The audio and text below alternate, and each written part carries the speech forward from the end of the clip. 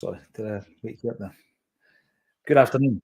Welcome to a Celtic State of Mind. I'm Paul John Dykes, and I'm delighted to be joined by Kevin McCluskey. We are going to be discussing Ross County 0, Celtic 1.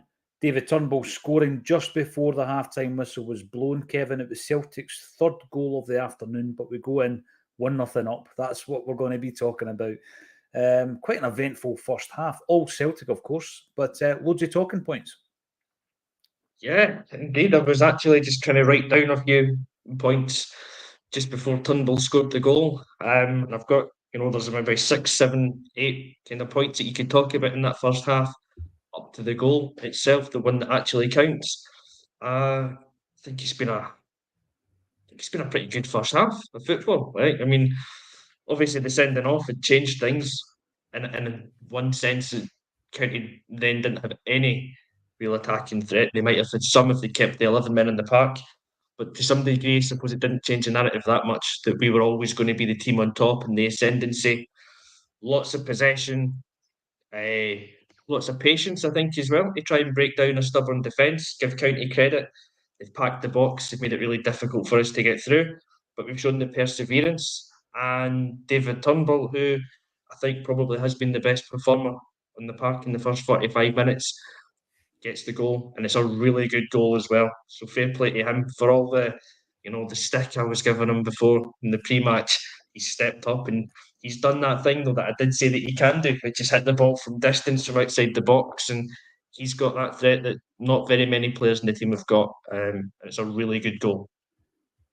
Yeah, you're right. It is. It's excellent. There's plenty to discuss, and fair play to you, Kev. You were obviously dying for Turnbull to have a good game, and I want to talk about his performance before anything else because he is a man who's made a difference. He's that strike is exactly what we know he's got in his locker. But his performance today has been completely different from the performance the other night.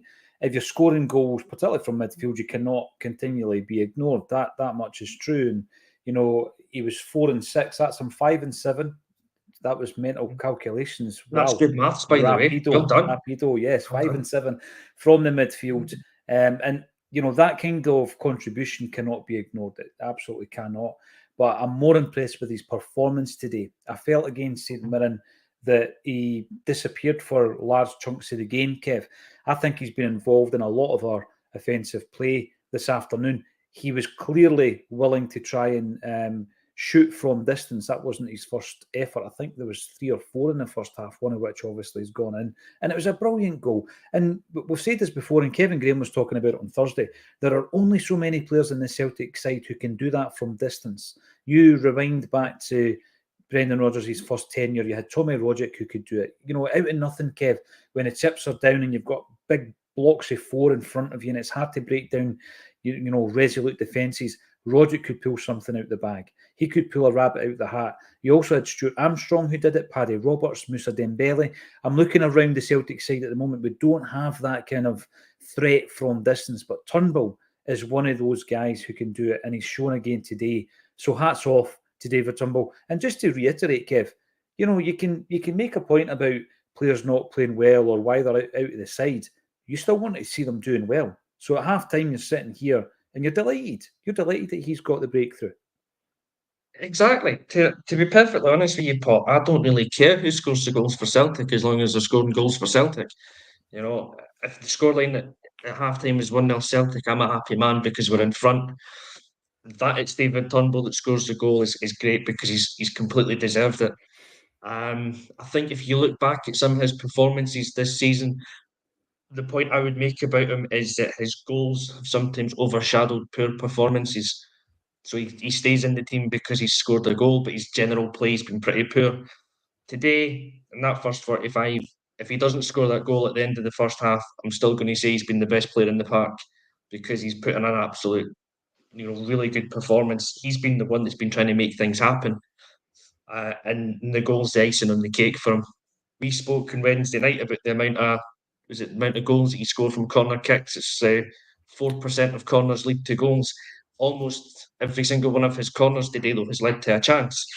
So his delivery's been good. He's upped his delivery there. It's his ball that's flighted in for Bernardo, and the keeper makes a great save. He's had a few other wee shots from distance. His overall performance today has been really good. And that's the thing. If we know he's got that in his locker, so if he can consistently perform at this level, the goals almost don't matter.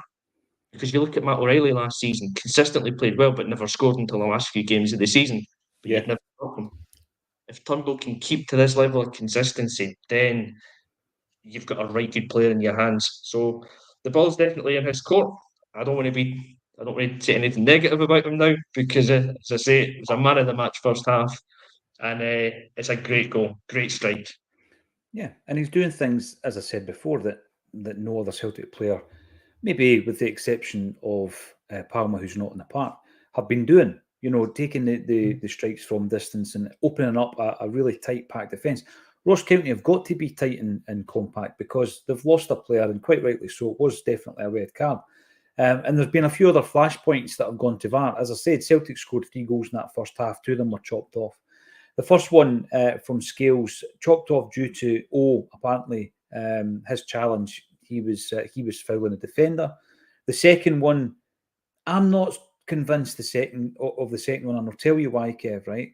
By the way, the best passing movement of the game. That's how you break through a packed defence. Bernardo's pass was absolutely phenomenal. By the way, Maeda's pace, he gets in behind the defence and he does that thing that we've not been doing enough of since losing Abara to injury and Jota to Saudi Arabia. And that's the quick pass across the front of goal that Kyogo would be eating up all day long, Kev. We've not been doing that enough. But we managed it today. Quick thinking of Bernardo with a precise pass, pace, energy, and a great cross in from Maeda. And it's chopped off for offside.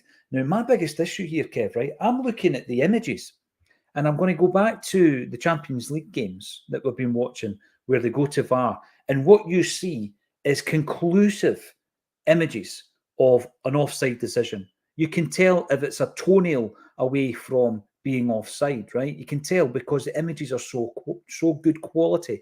The issue here is I'm looking at it in real time and I'm thinking, oh, he's absolutely burnt him for pace. That's the Maeda MO. I've then looked at the replay where there's a pause and you're thinking, right, that's tight. I want to see the VAR image. The VAR image does not make it look any clearer to me, to my naked eye, because it's simply not good enough. So it's going to VAR, Kev, and it's not making it any clearer. Now, I'm the biggest critic of the officials in this country. I think they're absolutely dreadful as a rule. But if I'm sitting in a VAR room looking at that, I'm not convinced either way. And that's the issue, Kev. I can't tell looking at it. You know, in the coming days, I might get a better image online. You often see people getting better images on Twitter, you know, with a freeze frame. I'm not seeing an image that's conclusive at the moment. And that's a big issue, Kev, with our VAR system in Scottish football. It's that word, conclusive. There's nothing conclusive about that. Because I'm watching it as well. I've got the same pictures as you have. In real time, I think it's a great goal. It's the speed of thought, the delivery of the ball over the top by Bernardo. Let's talk about it as if it was a goal, because the delivery from Maeda as well. And my thought on that was, this is an Ange Postecoglou goal, almost. Yeah, Because yeah. if O doesn't get it, he's got Yang coming in behind him. And last season it was Kyogo and then Jota coming in behind. And you're like, that's a great goal. Then you watch the replays back and it's really, really tight. Either way, there's nothing conclusive. You see the VAR, it does draw the lines, and they're virtually on top of each other. So it's definitely not clear and obvious as whether he's offside. It's very much inconclusive. But yeah, if you watch games in Europe, so if that's a Champions League game, you're probably getting a 3D view of that one where it will zoom Yes. in and you can clearly And you see get it. it on the line, Kev. You get it right And on you the get it directly on the right on line. the line. Yeah. If I watch a game here in Hungary, we've even got a better VAR system here. So they'll actually show the replays and they can do it because they'll almost spin the camera angle around. Mm-hmm. So you get to see it again, the 360 view. You go, right, it's tight, but it's now clear that he's offside. Fair enough. The views that we get here, they're a joke. You go back to Motherwell last season, the one where you can't even see Jota in the picture, but VAR signs him as I know. offside. I know. So for those things, and I know it sounds as sour grapes because it's a decision that's gone against us, but for those ones, you've got to give the benefit of it to the benefit of the doubt to the attacking team. The game's about goals. If it's not clear and obvious that he's offside, and that's not, give the goal. This is the thing, the benefit of the doubt. There should be no doubt. If you've got the graphics you're talking about at that quality, the Champions League quality graphics, there is no doubt. You can see it as clear as day. If you show me that graphic and he's offside, you put your hands up, you say, right, tough luck. That was really tight. Fair enough. Yeah. But I'm looking at that with the two lines, and to me, and it's not just the ones on the deck, it's the ones following the camera of the body, the shoulder or the back, and it's going down, and you're thinking, wait a minute, that's not accurate. So I'm completely disillusioned by it, and I have been all season. Also, the other night, I think there was a decision that didn't even go to VAR, and that's when Kyogo was taken out the game, NFL style, and we spoke about it after the game. I think there was another one from 22 minutes in, from Turnbull's corner. O's jersey's getting torn off his back. Doesn't even go to VAR. That's a penalty for me. That's a penalty. So if Scales' goal gets disallowed for a physical challenge between two players jumping for a ball, where there's contact probably from both players, if that's a foul, then it doesn't matter that O wins the ball, wins the header for his challenge. He's been pulled back. So he's been impeded from actually getting a clearer contact in the ball. So you've got to, if you're pulling one back, you've got to pull the other one back, and that should be a penalty. Mm-hmm. Chances are we missed it given a recent record, but that's by the by. You know, it doesn't matter. It's a penalty. Brendan was asked about that, wasn't he? In the pre-match, he was asked about our penalty record, and he says, yeah, it's certainly not good enough. We need to improve. Patrick Harold, here we go. Hope James Brown isn't feeling good after that challenge. Shocker. Yeah, it was a shocking challenge. Really high, above the ankle, a leg breaker depending on where the foot's planted on the ground. You've got to give a red for that. Stephen Sloan, I absolutely agree with you. The VAR in this country is a joke. We need to have a better standard of it. Paul, Celtic struggling. Well, I mean, that goal that we scored that was chopped off from O was our 15th attempt. It's a completely dominant performance by Celtic. I think the struggling part is struggling to get in behind the defence, like we did when Maeda crossed that ball in for the disallowed goal.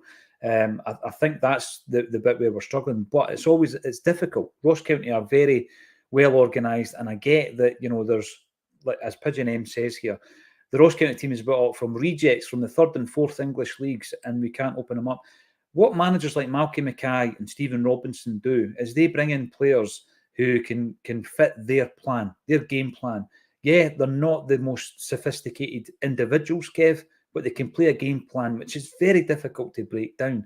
And massive credit to the likes of Mackay and Robinson for being able to build these teams on a shoestring.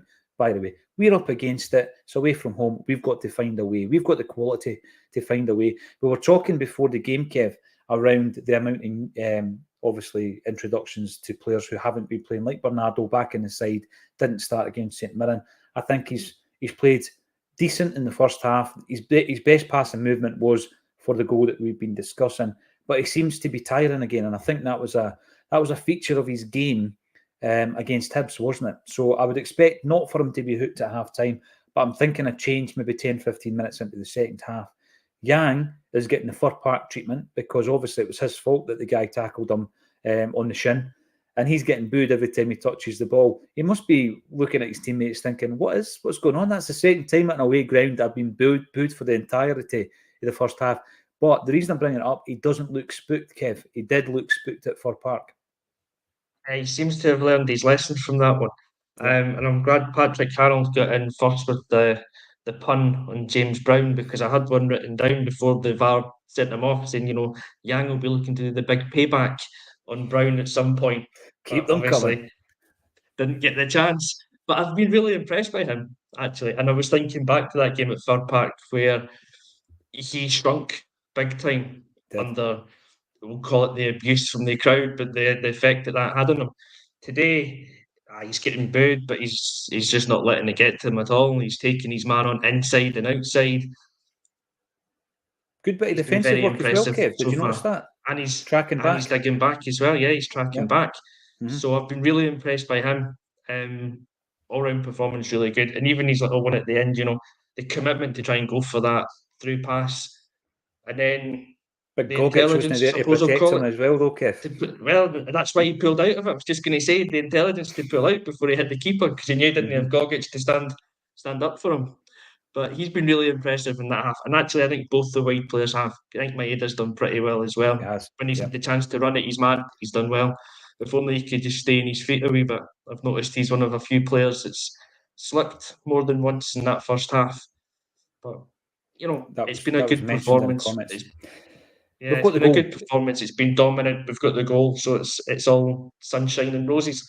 If we're sitting here at nothing each, then you're scratching your head. Ewan Boy Martin, absolutely. Balled up play has to be quicker. And I think that when we cut through them for O's goal that was chopped off, that was the example. That's the key example of how to break through a packed defence like that. Absolute scandal, says Sean Fairley, overturning Maida's goal using that camera. It's the angle as well. I agree with you. Dallas City's best. We need a better VAR system, and we know what we think about the officials themselves. Second half's about to kick off. Thanks everybody for getting involved, and let's go and join the second half action. Hopefully more goals for Celtic that stand, and I'll join you at full time with Kevin McCluskey. Thanks everybody for getting involved, and thank you to Kevin McCluskey for joining me on A Celtic State of Mind. Thanks, man.